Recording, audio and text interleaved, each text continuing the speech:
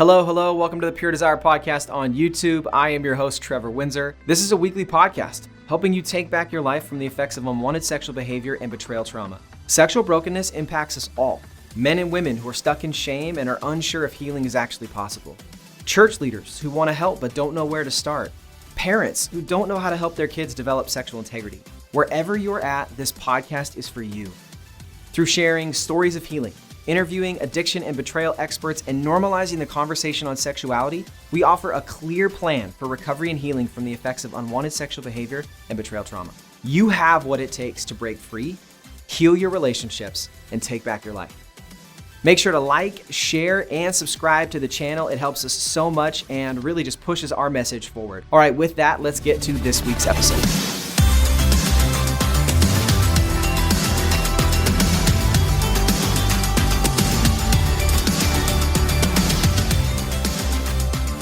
Bob Vandermeer, longtime no podcast friend, welcome back. Hey, thanks guys. Thanks for having me. We, if I'm being honest, are used to having you come into office and do these podcasts. And so there's a little I don't know, maybe it's just in connection with what we're going to talk about, but there's some emotion that's coming up because of that. So anyways, glad that you could at least join us via Zoom. You are one of our clinicians and a busy one, so we appreciate you making time for it. And we're in week 2 of our Health for the Holidays series. And today we're talking about managing our emotions. And this is obviously a big part of recovery and healing and is absolutely a big part of the holiday season. So with that, let's just jump in.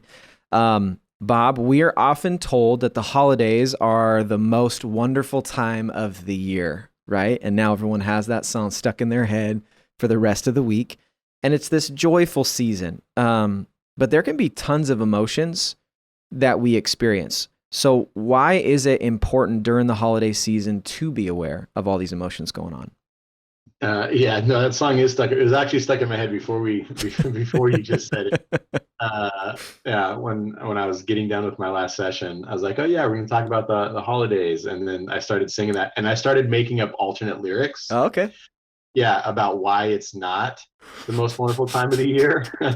And then I was like, no, I can't sing some of those things. Okay. Plus, you don't want me to sing. There we go. So why is it important to dial in and even just be aware of what our emotions are? I think because we got the intersection, like in the holidays, like there's this confluence of so much stuff happening, right? Like we've got a break in schedule.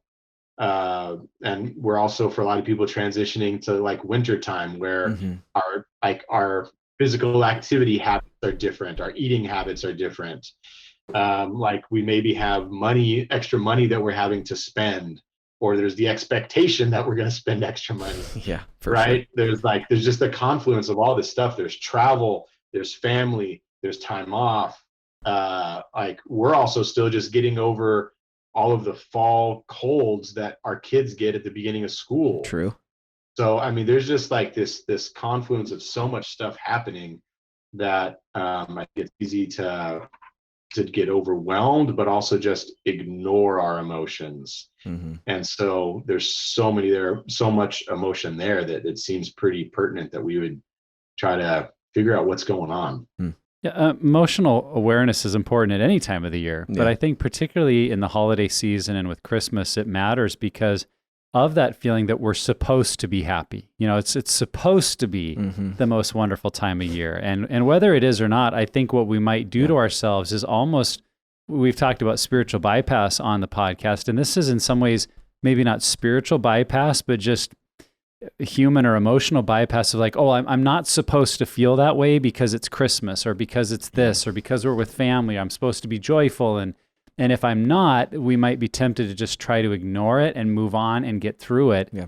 And that often leads people to pretty unhealthy places. And so I think just recognizing the pressure that we maybe put on ourselves or that other people put on us, like you're supposed to be happy. It's Christmas. And it's like, if I'm not, and I just ignore it, that's only going to lead me to unhealthy places. Yeah. And I think being around the holidays, we spend a lot of time around our family, and being around our family brings up a lot of stuff, like brings up all our family of origin, the brokenness, maybe some of the, I know for me personally, about 5 years ago, maybe a little less, we had a really big family thing happen.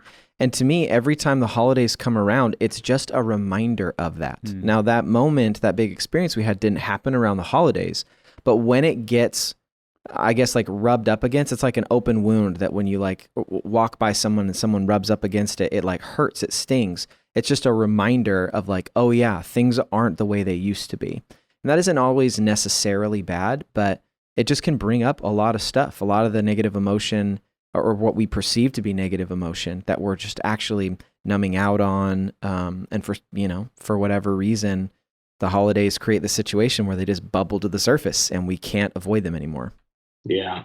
I think that the question, like, why is it so important? I think part of it for me too is because I want to be ultimately present with my family, right? I want to be engaged. I want to be like not just physically present, but emotionally present. Yeah. And in what is also a very memory building time of the year, right? Like, so it's I've got all my own memories from it, but for my kids and my family, like, we're creating our own new memories of this. And so it's important for me to kind of be aware of my emotions so that I can be present with them. Yep. Absolutely. So let's drill down a little deeper in that. I mean, awareness of emotions and processing them is important for everyone, and at the holidays especially so, but particularly, why are emotions and our management of them so important for those of us that are on a recovery or a healing journey? Yeah, and I think that's what we're doing in our groups. That's what we're doing in counseling, right? Like that. I think that like the emotional awareness is what we spend so much of our time doing. That's what we do in the faster scale, right? Yep. Like that's what we do in our check-ins. I mean, that's so much of what all this is about. But I think that one of the challenges that comes up in the holidays and why this is important is that there's the break-in schedule. So chances are our 7 pillars or our Betrayal and Beyond group might not be meeting because we got Thanksgiving and then we have Christmas and then we have New Year's, right? Like we might be traveling. So we might not be meeting as often. We might be less available for check-ins. Yeah. And so like there's also this break in our recovery patterns and which that in and of itself creates a vulnerability. Yeah. I think it's important to know because, and we talked about this a little bit in the first episode last week of this series, that we have these expectations of what the season is going to be like. And then when we experience disappointment, it's very easy for us to find ways to medicate that pain that we feel in that disappointment. And that's what drove us to the situation we're in recovery. Like it's the, ouch, that hurts. I don't know how to deal with it. Oh, porn, masturbation, sexual brokenness. This is a way to numb out from it and to medicate that pain. And so it just, in a lot of ways, the holiday season can set us up to meet disappointment often. And if we don't learn how to identify our emotions and manage it well, then we could end up going to old behaviors that we don't want to do anymore, or even new unwanted behaviors in order to medicate that pain. Yeah, what I jotted down is that unprocessed emotions lead to unwanted behaviors. Mm-hmm. You could write that down. Yeah. Unprocessed emotions lead to unwanted behaviors. So if we're being triggered by anger in a family setting and we're not processing what's going on, why am I feeling this? What's getting triggered here? And we just stay in that moment, we're probably going to end up in having some kind of lashing out, saying something we regret, getting angry. So it definitely applies to our sexual behaviors as well, because many have that in their story of, boy, I disengaged, I numbed out, I ended up places I didn't mean to go, I relapsed. But I think it can happen in overeating, it can happen in emotional outbursts, it can happen in drinking too much. Just the regrets that we have in life, I think usually we could tie back to they start out with emotions we didn't process well. And because we didn't process them, they led us into ways to try to artificially deal with how it was making us feel, that in the end just made it all worse, and the emotion still was kind of sitting there waiting to be dealt with. So the more we can be aware of not only what we're feeling, but then as we've talked about a lot when we've done podcasts on emotions, is that the emotion is just an indicator. It's just letting us know something's going on. Yeah. And we've got to have the space or ability to process why. What's driving this? Where's this coming from? And we might realize what I'm feeling, it's not that big of a deal, and I process it and I let it go. Or it might be a moment we realize, wow, this is actually tapped into something pretty deep, and I need to think through what's going on. I need to get with my spouse or group member and kind of share what I'm feeling. Yep. Either could be true, but if we just try to ignore those emotions, it's going to lead to places we'll later regret. Yep. Yeah. I mean, the last thing we want to do during the most wonderful time of the year is relapse. Right. Right. Like we don't like to relapse during that time, whether it's sexually or with any of the other things that you mentioned, Nick. Like we're going to end up feeling shame about that stuff. Yep. And if it is a sexual relapse and now we have to disclose that to our spouse, on Christmas Eve, well, that's going to be a wonderful Christmas morning in our pajamas, right? Like we don't want to do that. We don't want to self-sabotage to these times that really can be like a wonderful time for reflection and connection and all of this. And I have some friends that he's in recovery, and his wife told him, when you choose to not participate in self-care, you're choosing to neglect our family. Right. And I think that's kind of a similar thing here, that if we are choosing to not pay attention to our emotions, we are choosing, in essence, to be less available, to be less emotionally present, and to put ourselves into a vulnerable spot for relapse. Yep.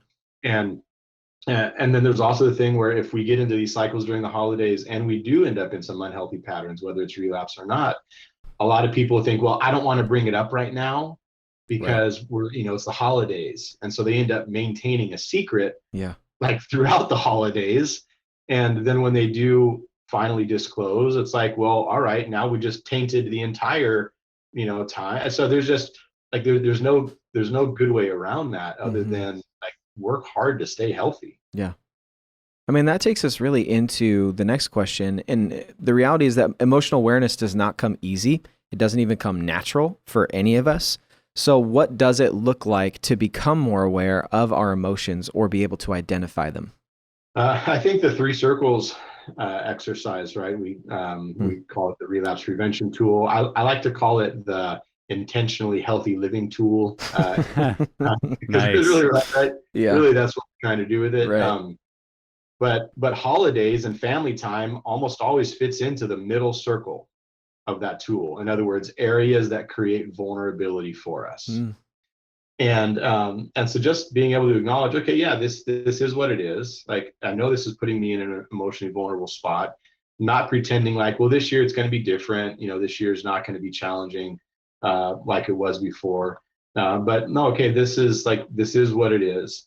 And when we do that, then we can build some structure around it. Like, okay, do I need to have more check-in phone calls, right? Do I need to have more honest conversations with my wife? Like, do I need to set an alarm in the middle of Christmas dinner on my phone that goes off, and I go in the other room and I do some deep breathing and I pull my wife aside and I say, yeah, you know what, I'm feeling really insecure about this and this and this, but I think what I really just need is a hug, right? Like that we acknowledge, no, this is going to be challenging. And so let's just approach it in that way, not as if it's a failure to admit that. Yeah, what came to mind for me is I think with emotions, a lot of us, and maybe it's stereotyping a little bit, but I think especially for men, we need to learn to get more specific with what we're feeling, go deeper with those thoughts.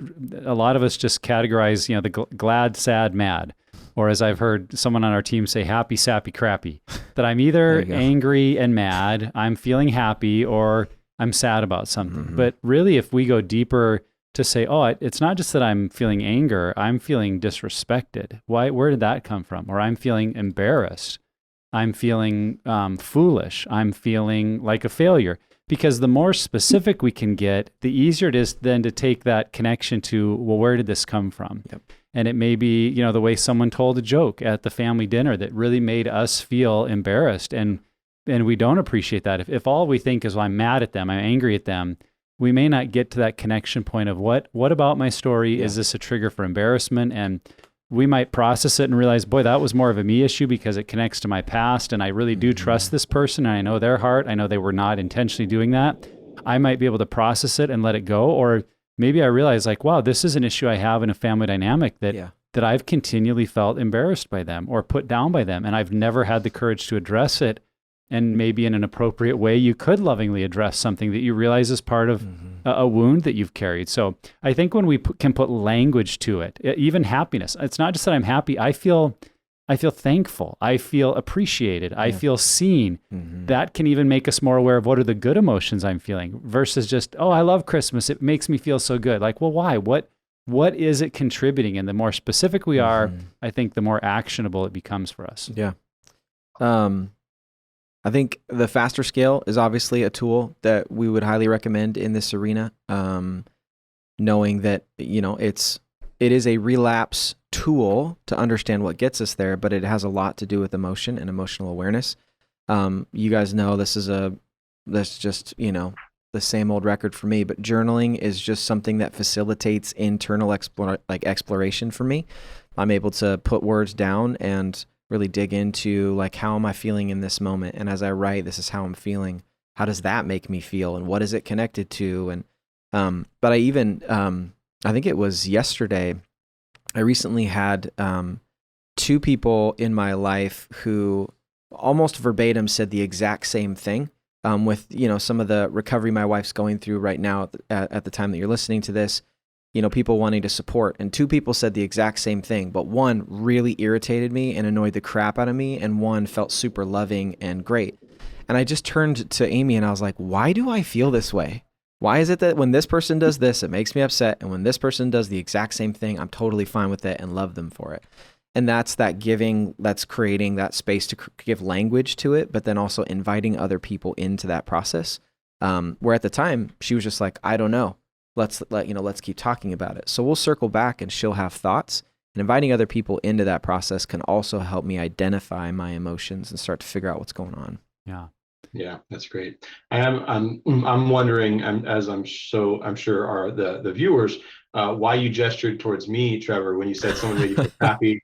And then you gestured towards Nick but I mean, that's cool. Okay. Well, I mean, that's good. That I guess it the sounds people like a who, you issue, Bob. We'll circle back to that. Yeah. It sounds yeah. If you're not watching this on YouTube, then you'll have no idea what he's talking about. So thanks for calling that out, Bob. Appreciate it. Love you. Yeah, my pleasure. Yeah. Well, in light of that trigger that Bob's feeling, let's go deeper with some of the examples or situations that we might specifically share. What are unhealthy ways that we, or maybe people in general, often express emotions while around family or during the holidays? How do these emotions tend to come out? Yeah, I can picture my own like manic expression on my face, like in the depths of the holidays. Yeah. It comes like the moment that I picture this the most is going to a U-cut Christmas tree farm. So, here in the Pacific Northwest, a lot of people will go to a place to cut down their own Christmas tree. And like, we want to make it a family event. There's usually hot cocoa and, and a fire and whatever. But also there's this other thing in the Pacific Northwest in the wintertime called rain. Yep. And so it's usually rainy at the Christmas tree lot, and it's muddy and it's wet and my kids are whining. And I always get to this point, well, not always, historically, I get to this point where like a Clark Griswold quote is running through my mind where he says, this is going to be the happiest Christmas since Bing Crosby tap danced with Danny bleeping K, right? And he's got this like brave look on his face. It's like, this is going to be a happy Christmas. That's right. Right. And so I think for me, there's so much expectation that it's gonna be good, right? There's so much expectation that I'm gonna be a good dad this Christmas, right? That we're gonna connect perfectly as a family. And I have the expectations mixed with the pain from my past of family and like my broken family and Christmases being at different places. Like I have all that mixed in. And if I'm not processing it, then it's going to erupt on my kids, in a moment where it's like, I'm getting upset about them trying to find the perfect Christmas tree. Yeah. Right. As opposed to me that day earlier understanding, oh, Bob, you're feeling stressed out. Like, make sure that you're just like taking some deep breaths and checking in and giving your kids the space for this to be like an adventure instead of you being so task oriented that you're not there to participate in this. Yeah. And I think the 2 things that come up as you're saying that, Bob, are anger and control. Control meaning when I get uncomfortable or I'm feeling emotions I don't want to, a great way to manage that is to manage other people or to manage my context. And a lot of the times that comes out with being very, very critical and being very, very angry. And when people look at you and say, why are you so angry right now? You know, like that's probably a good indicator that there's some other emotional things going on under the surface. And that's maybe that eruption that Bob was talking about. But I think another one that I see often and try to not do is just passive aggressive like that. Oh man, the holidays, I just feel like that's the Super Bowl for passive aggressive people every year. You know, it's just, it's an ability to be around people, to say what you actually feel or are thinking in a way that, you know, sounds nice or lovely or whatever. But I think that those are really just masks. You know, I know for anger, it can be a secondary emotion. I know passive aggressive is usually an indicator of something much deeper going on. And so I think that, at least in my experience, those are the things that tend to come out. Yeah, for me, I realized in my story that SA not only stood for sexual addiction, it also stood for my primary method of dealing with these emotions, and that's to stuff and avoid. And especially at Christmas, that's my temptation, or in some ways my pattern. You know, I don't want to make waves. I don't want to make a big deal of it right now. If it's with my spouse, I don't want to make her feel bad. It's Christmas. We're all supposed to be happy. Or if we're on a trip, it can feel like, well, I'll deal with it later. Yeah. And certainly, you know, there are moments like it's not the right moment to bring it up. You know, if you're in the middle of trying to take a family picture, it's not the time to be like, we need to talk about this. But I think I can take that attitude just like the whole Christmas season. Like, I don't want to deal with it. I'll be fine. You know, overall things are good. But what I look back on is to see how unhealthy that was for me. Yeah. Because it did lead me. I've had in my story parts where Christmas and relapse did go together. And I think it's because of that pattern of stuff and avoid that I didn't deal with things in a healthy way. And I wouldn't even realize that was driving me into more isolation, more ways of numbing out, whether, you know, on my phone or TV, or just kind of avoiding relationship, because I hadn't dealt with a lot of little things. Mm-hmm. And I think of our family story, like none of these were major, big, like we have an overall relatively healthy family, but that doesn't mean it's easy. There were still lots and lots of little things I needed to deal with and often wouldn't. Mm-hmm. So I think that's for me, when I realize I'm just avoiding, I know I'm feeling something, but I'm just stuffing it. That for me has become that red flag. Oh, this is a danger zone and I need to go through what's happening. And then, like I said, maybe sometimes it is just self-awareness that I can let it go, but other times, like, you know what, I've really got to approach a family member. There's something I need to say because this is not healthy and it's not good for me. So if you don't process it, though, you never get to that point. Mm-hmm. Yeah, Trevor, you said the word masks, like with anger, irritability, control. Mm-hmm. I think if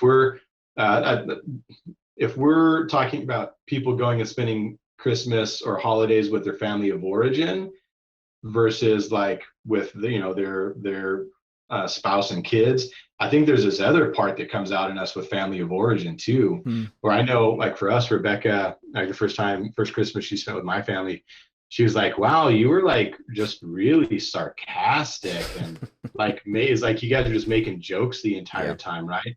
And I realized, like from her pointing this out, that when I go home with my family of origin, like I kind of shift into some of the roles that I played, that I perceive myself playing, or that were maybe spoken to me.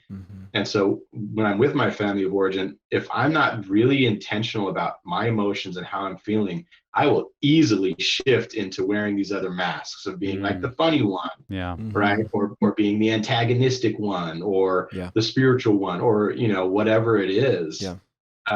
And, you know, fortunately my wife, you know, she'll be like, dude, quit doing that. Right. I'm like, oh yeah. Okay. Sorry.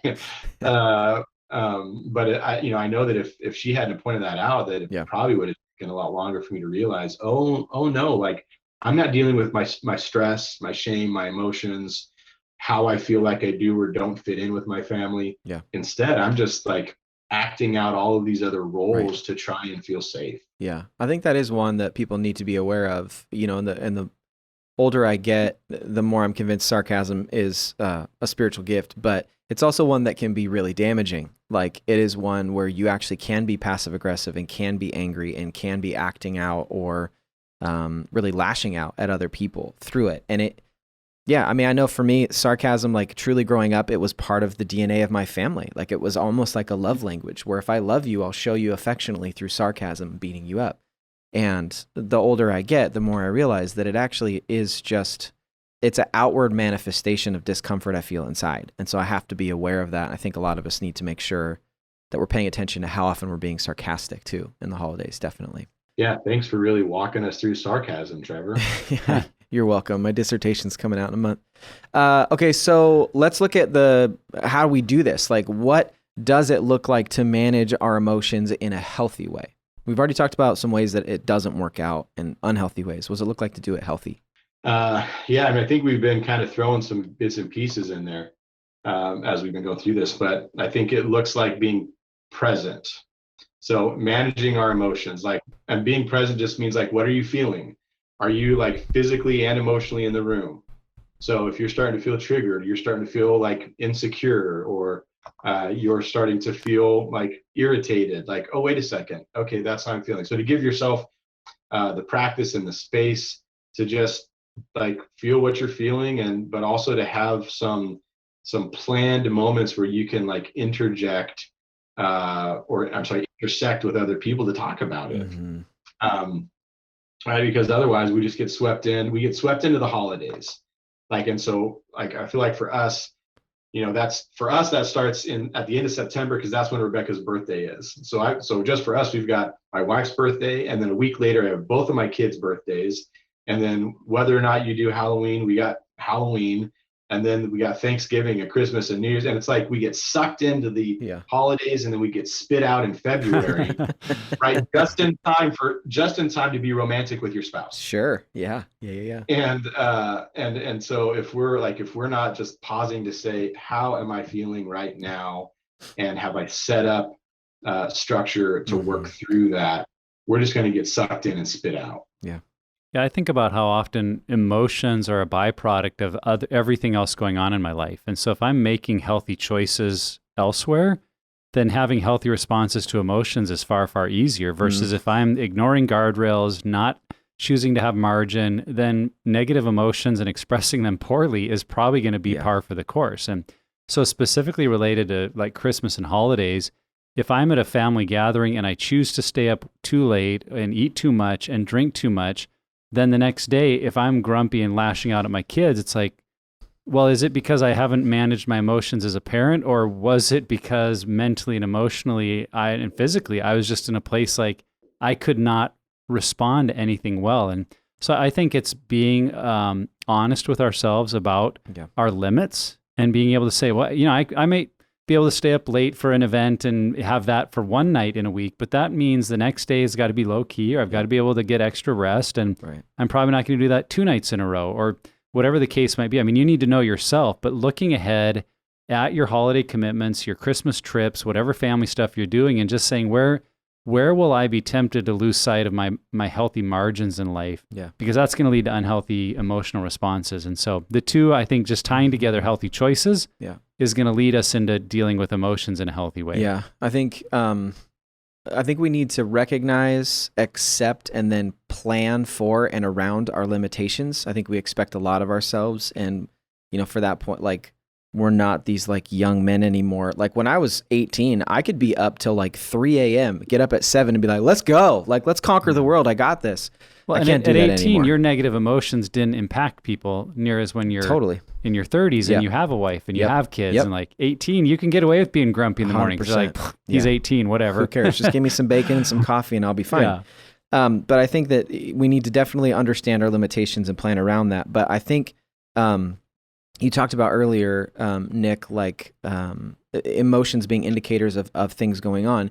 If I see a bad indicator show up on the dashboard of my car, it's oh, okay, this needs some work.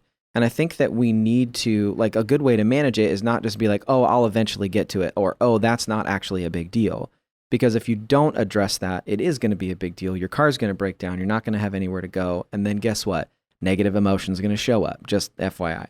But I think that we need to give space for that, honor that, and then we need to take action steps. I was thinking about maybe we're at a Christmas party or something like that, and a negative emotion, or again, there's no negative emotions. When an emotion comes that we don't like or we feel is negative, in that moment, we could just tap our spouse and be I feel I need you to share really quick. I don't need to unpack it now. Maybe we can get to it later, but I'm feeling really triggered, I'm feeling really sad, or I'm feeling really angry, and just giving it space quickly and then knowing you're going to come back to it later, I think even that can go a long way, where it's just like, I'm angry, I'm not going to tell anybody. I'm angry, I'm not going to tell anybody. It's like that, finding pockets, I think Bob, you'd even talked about it too, an alarm going off, going out of the room, doing some deep breathing, things like that can be so helpful because you're giving it that space, honoring the emotion that's really there, but then knowing, okay, I've identified it. I don't have to address it in this moment, but I do need to come back to it, and then making plans to come back to it.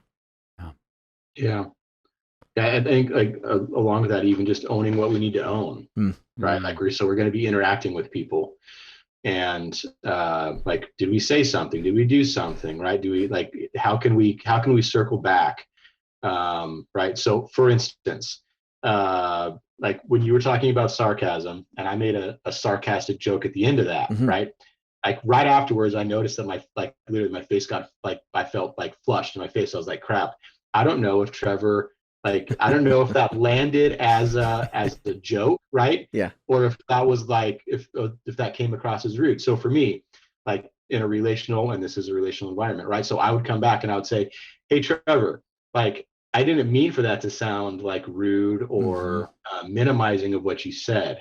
Right. So I'm actually saying that right now. Hey, Trevor, I didn't mean that to sound rude or minimizing of what you said. That probably wasn't the time for me to make a sarcastic joke. Right. Yeah. So I think we get to come back and own what we need to own, because that's in the holidays, that's part of it. Is there's either all of this relational stuff happening and we have anxiety from that, or there's maybe there's a lack of relational stuff happening, because that's part of it too. Is it's well, how are we dealing with whatever it is that's in front of us?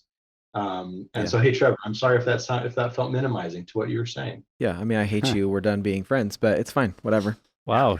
Yeah, dark turn. But I think that there's something to be said though, that there is a fear that when even in this space, and full transparency, that means a lot to me. I didn't take it that way, but in those moments where we own our stuff, there is a fear where I can't control how that person's going to respond. I can't control if they're going to be angry or upset or dismiss it or just be like, you're being dumb, whatever. And so there's that fear. And I think that fear is what keeps us from owning some of that stuff. Yeah. Because there may be some relational difficulty that happens if I say, hey, I was being sarcastic, I'm sorry. And if, if it's your spouse, if it's a family member, is just like, I hate it when you do that, and then walks away. It's like, well, then crap, why'd I even say anything, Yeah. Well, on the other hand, then Definitely and, I mean, that's what I love about what you guys are saying, is that I think we need to walk into the holidays and Christmas with an awareness that I'm probably not going to do it perfectly, and I shouldn't expect myself to.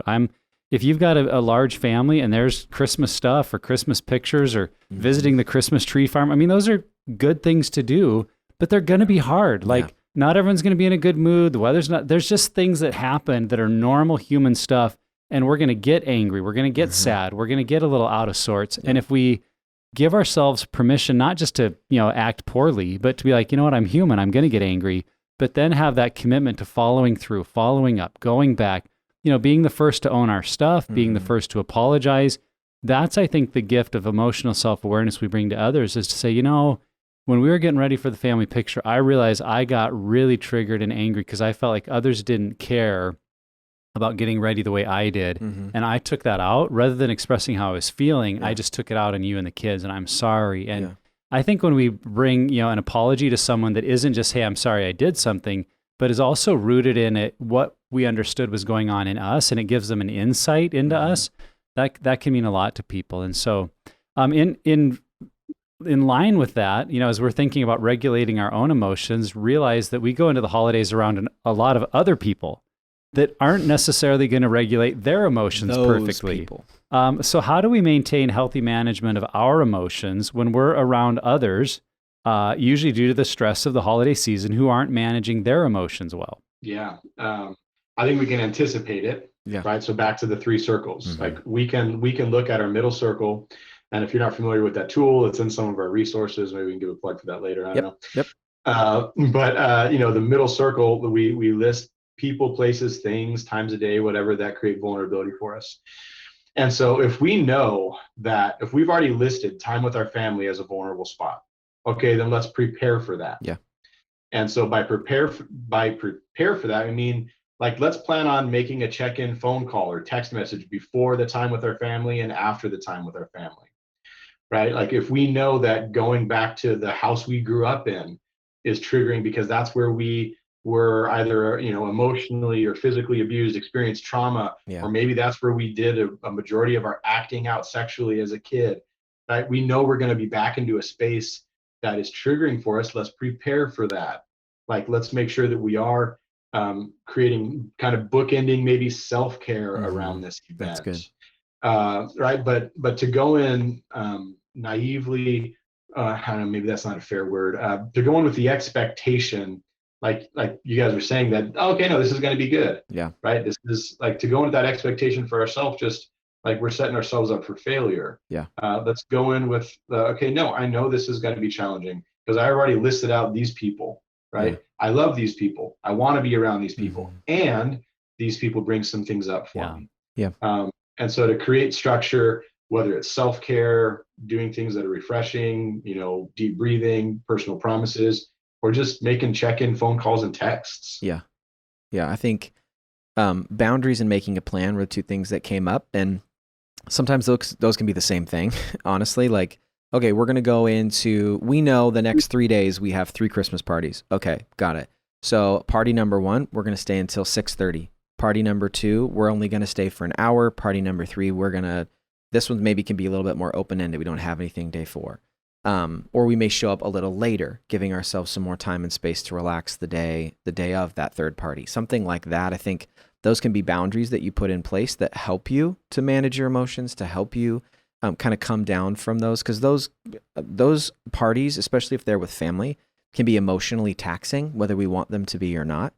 But as I was thinking about what you were saying, Bob, about planning for stuff, I think of my youngest brother, who I love, adore, and I don't get to see him very often. When we do family stuff, I get to see him. But he's also like, he gets worn out and likes to go into his room and like check out while people are still there. It's like, Chad, don't you know I want to see you? Like, why do you always do it? And so for me, even going into these holidays, understanding that if I am going to see him, I already know what he's going to do. And so just plan for that. Just plan when I see him, take advantage of it, hang out with him, like give him a hug, tell him I love him. And then when he goes into his room, it's like, Trev, we planned for this. You knew that Chad was going to go into his room and it's going to be okay. And then even talking, to Amy about it, my wife, beforehand, or processing it with a group member, something like that. I think that helps us get us into the right mindset when we enter those spaces that we know have been and we know can be challenging.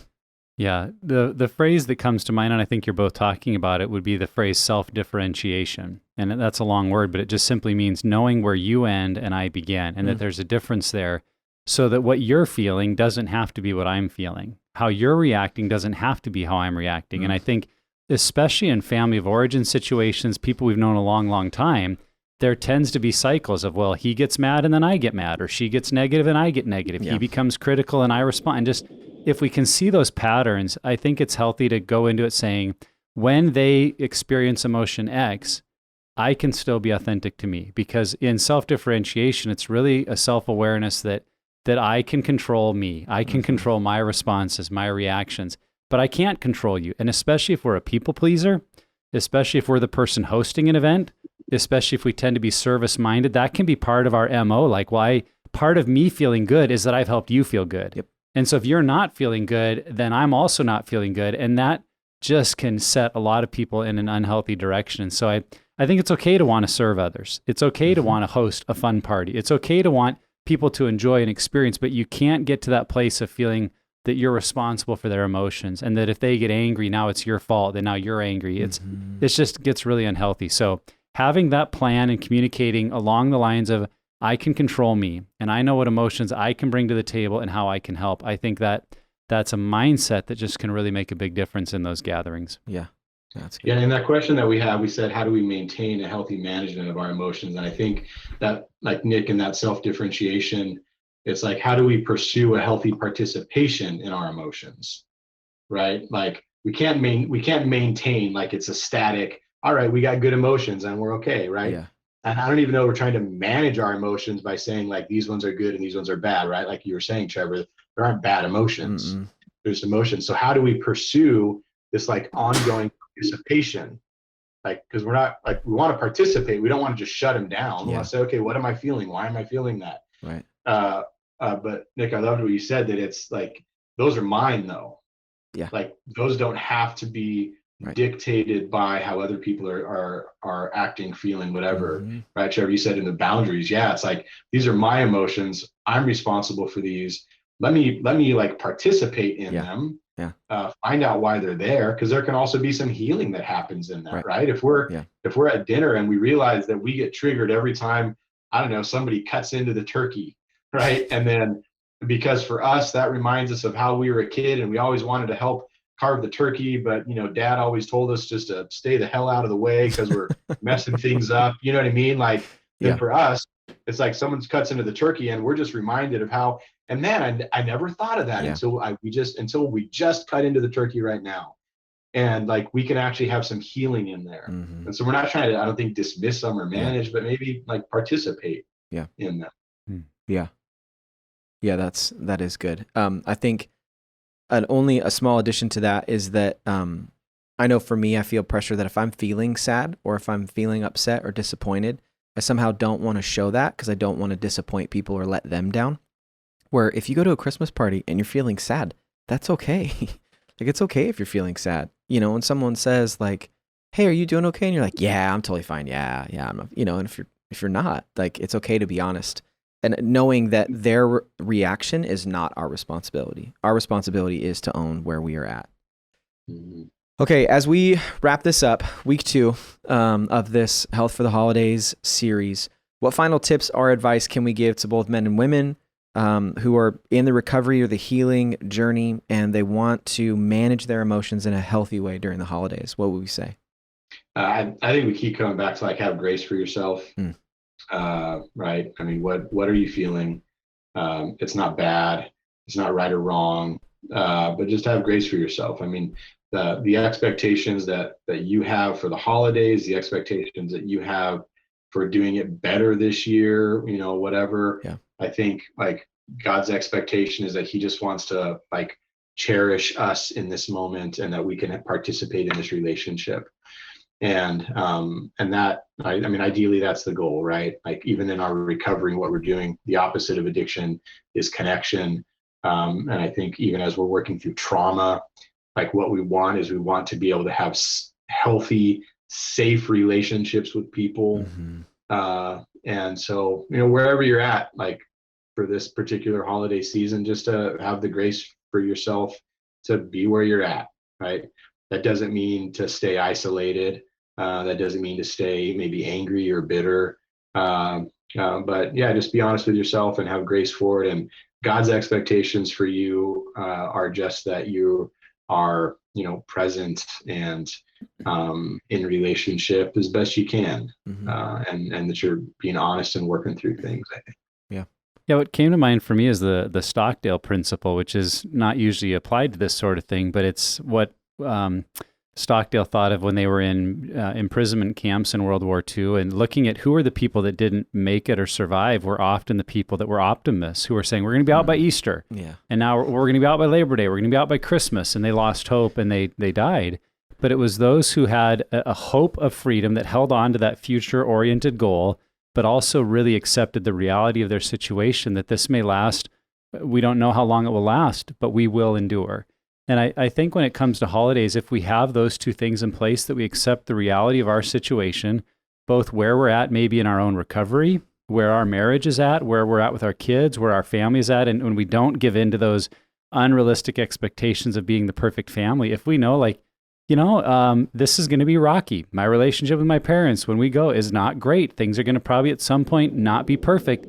And that's okay. I'm just going to embrace and accept that reality. And yet, if I'm looking towards something that is a goal or future oriented, that really helps. And so that's what I would encourage everyone to do, is clarify, what do you hope to get out of this holiday season? And it not something unrealistic like, what's going to be the best Christmas ever, or else. But if we had a goal, like my goal is to have 3 meaningful connections with this family member.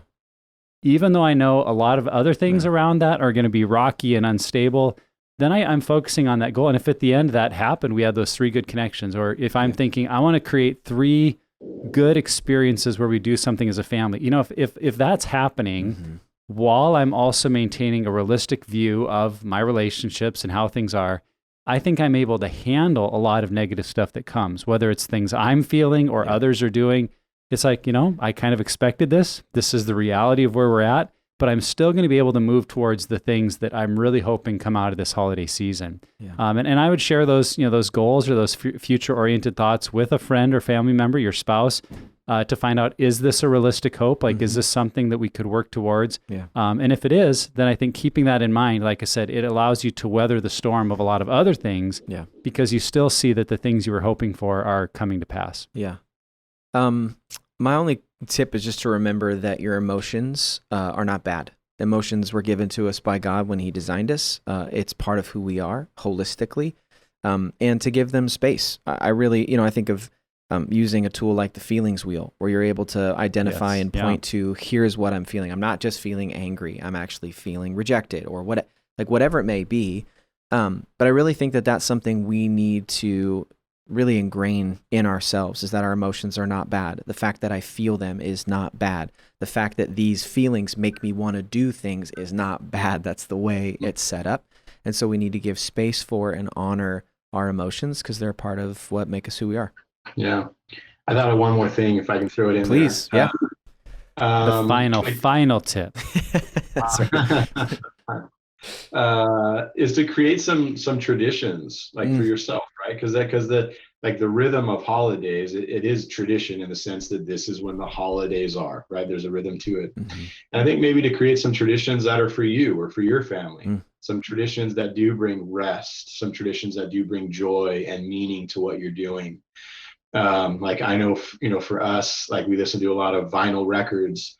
And so like the first record that I put on the day after Thanksgiving is the Vince Guaraldi Trio, you know, Charlie Brown Christmas. Nice. And it's this emerald green vinyl, and like I put it on and like we play that, and there's like, so like we've created this tradition for us that I look forward to, and it brings like, as soon as like the record starts, like there's just this kind of peace and joy, and you know, and so like it's different. I didn't have that. That wasn't a tradition I grew up with, but that's a tradition that we started. Yeah. And it helps us to, like, it helps me, but it just, you know, it helps us to kind of connect in a way. And like, there's some food that we make that is traditional for Rebecca from Venezuela. And so there's stuff that we do that's cool. It's like, no, this is our tradition. And this does bring a new meaning and a new connection and a new tradition for us. Yeah.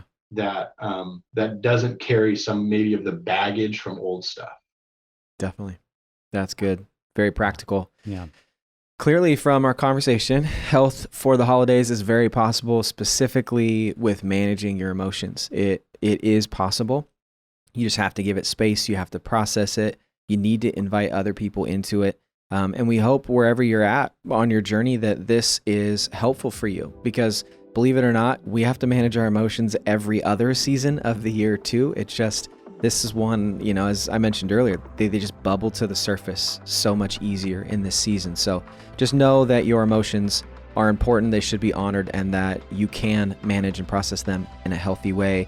And Bob, you have helped us understand how to do that better today. And we obviously love and appreciate you. Thanks for being with us today. Yeah, love and appreciate you guys too.